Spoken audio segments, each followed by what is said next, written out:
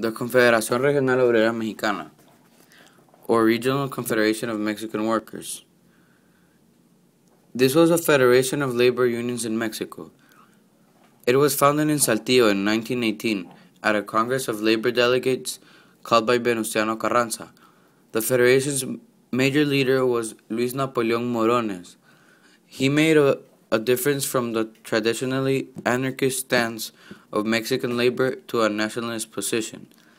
The CROM was controlled by a small group of union leaders called Grupo Acción, or Action Group, who supported the post-revolutionary government. After supporting President Carranza, the Confederation supported Álvaro Obregón and Plutarco Elías Calles. The Confederation also supported the Mexican Labor Party. Under Obregón, the labor movement was adopted by the people. By the end of Obregón's term, labor had abandoned a system that balanced capital but at the same time benefited workers with labor. A new federation was created in 1921, which was called the Confederación General de Trabajadores. The result of the split of both confederations caused disorientation and confusion to Mexican workers, but they still won some rights. In 1921, in an event serving as an introduction to the Cristero War, the Mexican Catholic Church declared that being a member of the CROM was a mortal sin. But this didn't stop Mexicans from being a member of the Confederation. Under Calles, the government gained even greater control over the CROM because it had a strong grip over the Action Group. The CROM monopolized union membership, claiming over 1 million workers and 500 organized peasants amongst its members.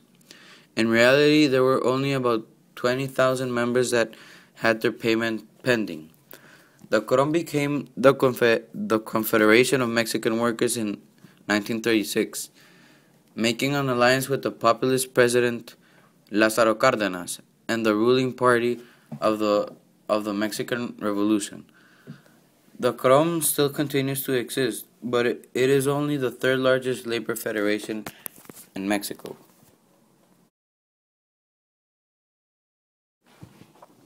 The Plan Sexenal.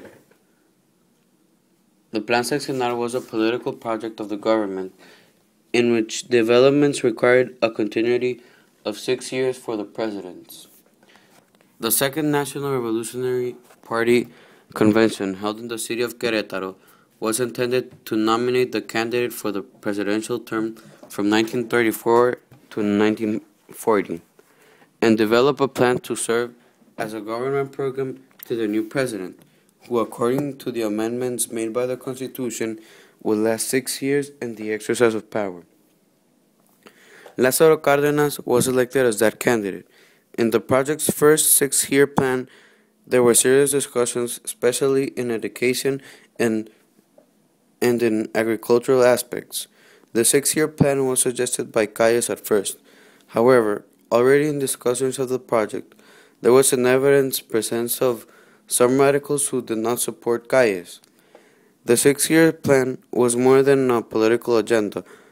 It was a social economic reform agenda, but it also stipulated state intervention in the most important aspects, which were agriculture, industry, and educational association.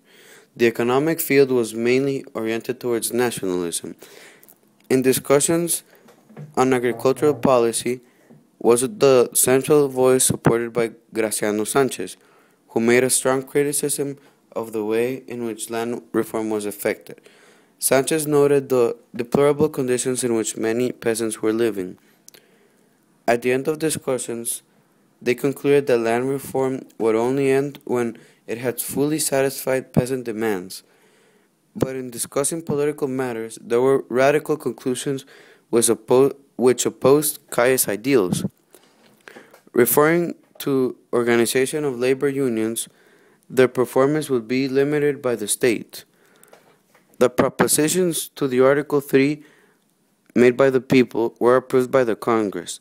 This brought socialist education, which, in addition to excluding all religious influences, it would organize education so that young people would have an exact idea of the universe and of the social life.